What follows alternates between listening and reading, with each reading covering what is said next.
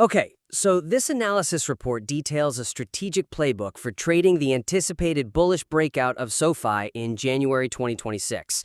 It's all based on technicals, catalysts, and some very defined entry and exit points. Right. Let's just dive right in and see how we can make this strategy even more robust. Sounds good. So, the report does a really strong job combining technical analysis with some time-bound catalysts. It correctly points out the importance of the Q4 earnings release and the January effect. Yeah, those are definitely the key external factors here. But I think the analysis could be a lot stronger if it more explicitly linked those expected macro catalysts, like the January effect and Fed commentary, directly to the technical breakout levels. That's the first thing I noticed too. The analysis report could significantly strengthen its foundation by more explicitly linking the expected macroeconomic catalysts to the technical breakout levels and entry strategies. So what's the weakness there, specifically? Well, it's clearly laid out, but I wonder if the reliance on, subjective seasonal timing and just general macro commentary creates a real vulnerability. How so? Right now, the material just lists these events in a table. It treats them like checklist items, It's like, check, January's here, or check, the Fed is talking. Right, and it just assumes the market's going to neatly follow the calendar. Exactly. And we know these soft catalysts, they're not like a switch. They can be delayed or they can be gradual capital shifts, not some big, immediate technical signal. That is a real challenge, isn't it? Because the January effect isn't a single event. It's this inflow of capital that takes time to really move the needle. Mm-hmm. And when the plan suggests taking that consolidation entry between 2650 and 2725, how does the trader really know if that macro support is there? They don't. They're guessing. If that support is weak, that entry could just burn capital while the stock goes sideways for weeks. Precisely. The report needs to define the technical signal that actually validates the macro theme. Otherwise, it's just hope. So what's the fix? To make the work more robust, we really have to integrate these soft catalysts into the entry decision process itself. You have to create explicit contingency actions for when those effects are delayed or weaker than expected. The plan needs to be adaptive. Yes, so instead of just seeing it's January 1st and jumping in if the price is right, we need a conditional entry. Something that verifies the market sentiment is actually aligned with the calendar. Okay, so building on that point, give me a concrete way to do that. One way to apply this is to suggest reducing the size of that consolidation entry. Right now, it's a 60% allocation. Which is pretty heavy. It is. So what if you say, if the positive capital inflows you'd expect from the January effect don't show up by, say, the end of the first full trading week? Okay, like January 10th or something? Exactly.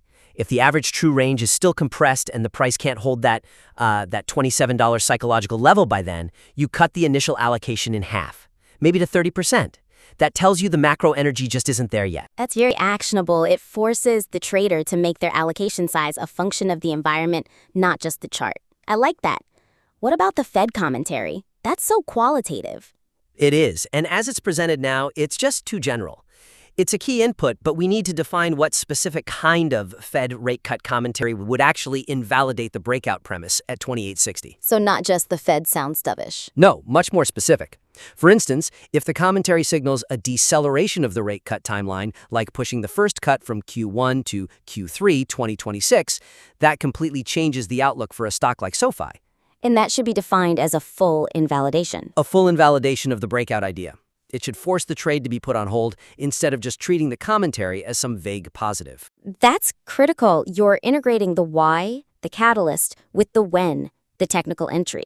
It makes the whole plan far more disciplined. And if the market is going to be that sensitive to volatility and timing, that makes me wonder if the risk management is tough enough to handle the noise.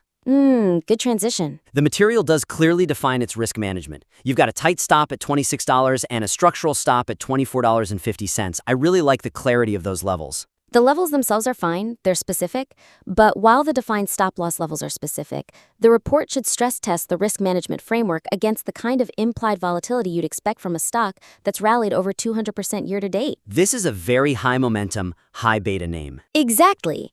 And is the connection between that tight stop at $26 and the primary support zone, which is defined at 2628 to 2650, is that fully established? I see your point. The margin between the support zone and the stop is tiny, less than 1%. Right. For a stock like SoFi, especially in that emotional, volatile period right before a major earnings report, a margin that small is just begging for a volatility-induced whipsaw. The market loves to test those key levels by just dipping below them for a second. And a stop that tight will shake you out prematurely, based on pure market noise. It's just too vulnerable. So if we accept that the tight stop is too close to support, that kind of implies the whole initial 60% position sizing is flawed from the start, right? Because it doesn't account for that breathing room. That's the knock-on effect. So where do we start rethinking that? I think we need to introduce a variable to mitigate that whipsaw risk. You either have to change the stop-loss condition itself, or you have to adjust the position sizing. We need to give the strategy room to be right. Okay, that makes sense, but couldn't you manage that risk differently? I mean, I worry that if you just move the stop lower, you start to hurt that really good 1 to 3.5 risk-reward ratio the report built. That's the balancing act, for sure. We don't necessarily need to move the stop lower, we just need to make it smarter. Smarter how? For instance, that tight stop at $26 could be modified. Make it so it's only triggered by a daily closing price below that level. Ah, okay. That allows all the intraday volatility, all that noise, to play out without forcing a premature exit. A daily close confirms a real structural failure of support, not just some emotional dip. I like that a lot. What's another option? The other option directly addresses that aggressive 60% initial allocation. Advise traders using that tight stop to start with a much smaller percentage, maybe only 30% or 40%. And reserve the rest of the capital? Exactly. You reserve the remaining capital for the $24.75 structural stop. What this does is it improves your average entry price if the market does test support, and it just gives you so much more resilience. That really gets at the practical reality of trading a stock like this. It's differentiating between noise and a true structural failure. Okay, so moving to the upside. The profit targets are pretty aggressive. They are, and as I understand it from the notes, the whole argument is that Q4 earnings have to be a big beat and raise to justify the current 49 times PE valuation. And that's the only thing that gets you to those high-end targets of $37 to $40. Right, so my thought is the analysis identifies this really relevant fundamental challenge, that 49 PE, but it doesn't fully integrate that valuation risk into the risk-reward math or those high-end profit targets. That's a fascinating point. So the 49 PE is mentioned as a prerequisite, but the exit strategy is purely technical. Yes. And the risk there is that by focusing only on technical exits, like that target 3 at $37 to $40, you might be overlooking the specific fundamental fuel you need to even get there. So what happens if the earnings are just good, not great? That's the scenario.